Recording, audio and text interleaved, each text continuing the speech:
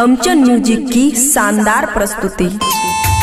अरे पगले, सुना भी कुछ नहीं, कहा भी कुछ नहीं, सुना भी कुछ नहीं और कहा भी कुछ नहीं, पर ऐसे बिखरे हैं जिंदगी की कसमस में कि टूटा भी कुछ नहीं और बचा भी कुछ नहीं। खुशी रिकॉर्डिंग स्टूडियो बलुआहा।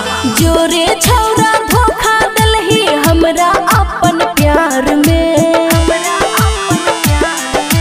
जोरे छौरा धोखा दिलही हमरा अपन प्यार में। जान जान कही के जान ले गेलही, जान जान कही के जान ले गेलही। पगली दीवानी बन के घूमै छियो इंतजार में। जोरे छौरा धोखा दिलही हमरा अपन प्यार में।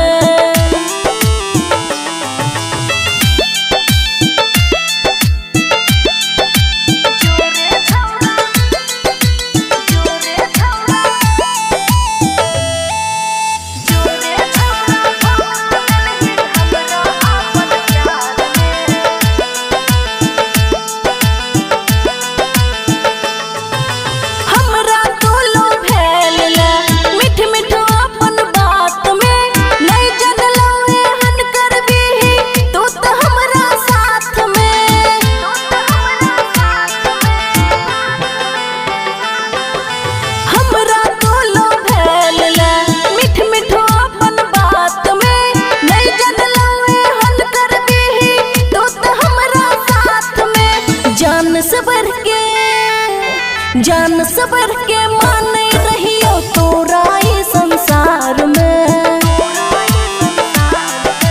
जोरे छौरा धोखा दिलही हमरा अपन प्यार में। जान जान कही के जान ले गेलही, जान जान कही के जान ले गेलही। पगली दीवानी बन के घूमै छियो इंतजार में।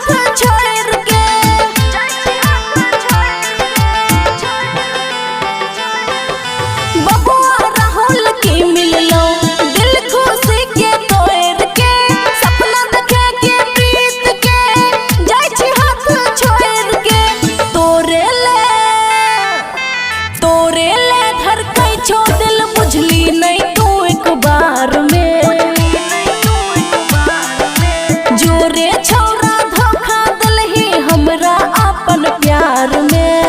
जान जान कही के जान ले गेलही, जान जान कही के जान ले गेलही। पगली दीवानी बन के घूमै छियो इंतजार में। खुशी रिकॉर्डिंग स्टूडियो बलुआहा।